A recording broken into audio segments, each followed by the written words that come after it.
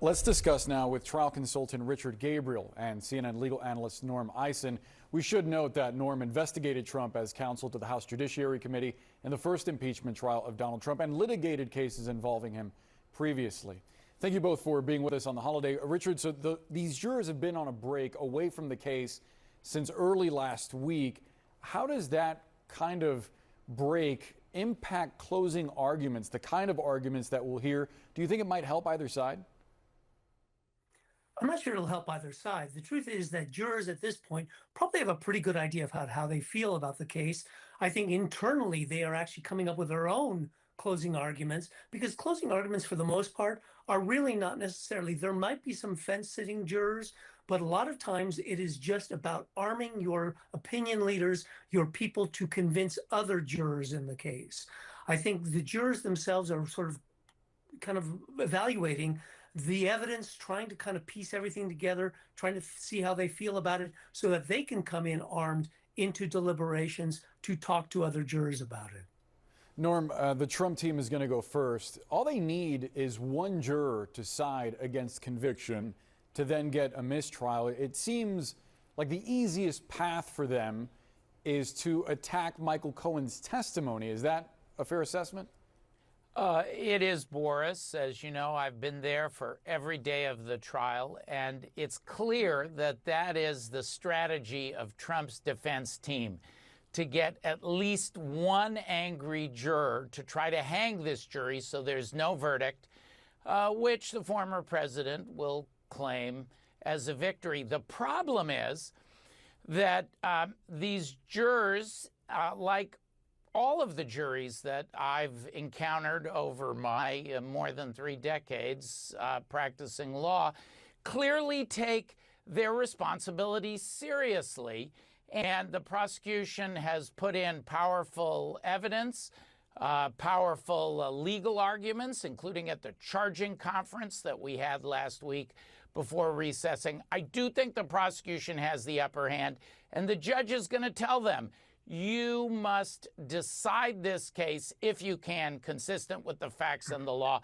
That points away from a hung jury. As Richard will tell you, hung juries are very rare. 5 or 6% of all juries hang.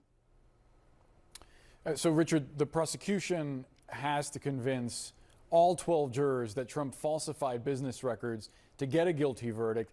But specifically, they have to convince the jury that he did that while trying to conceal another crime, like breaking election laws. Isn't it going to be a challenge for them to do that based on the fact that Trump actually hasn't been, to this point, convicted of that other crime?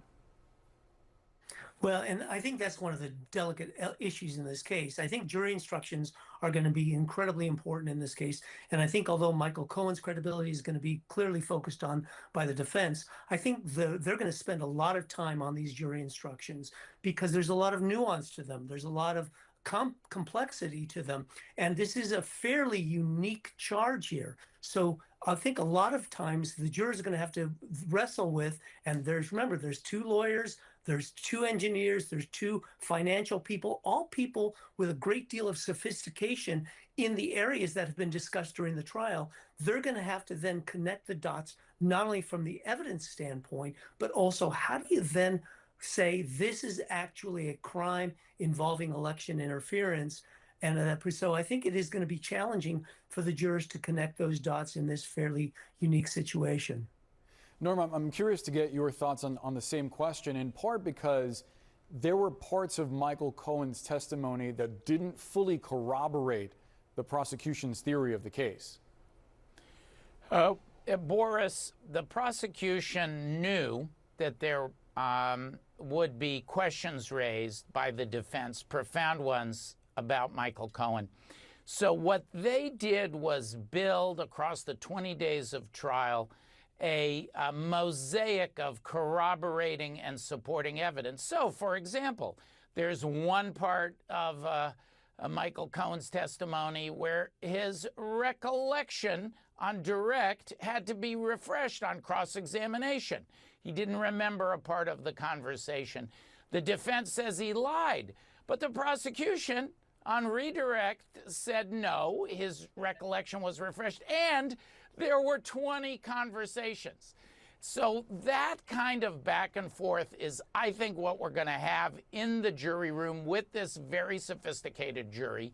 And I do think the prosecution has put in a powerful case, but now it's going to be tested. This was no slam dunk. It was a tough case. And I do have faith in this jury. They've been so attentive, so careful.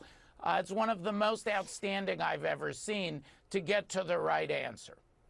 Richard, notably, there are two attorneys on the jury panel, and I'm wondering how you think that might impact deliberations, in part because, as Norm pointed out, hung juries are pretty rare. This is a very divisive case. I'm curious about how you think there being attorneys there might lead, as you described, these opinion leaders might potentially lead other jurors. Well, I think it is important. Obviously, attorneys typically do become four persons on a jury. They become authorities. They become people who become more knowledgeable about the law, although, of course, they're not supposed to use their own experience to interpret the law. But they are going to be deferred to. But I will tell you this is where it gets really interesting in deliberations. The panel dynamic, the personalities involved, becomes really important here. Norm knows this because obviously he was a prosecutor for many years. And to get to a unanimous jury, you need a jury to work together and to get along.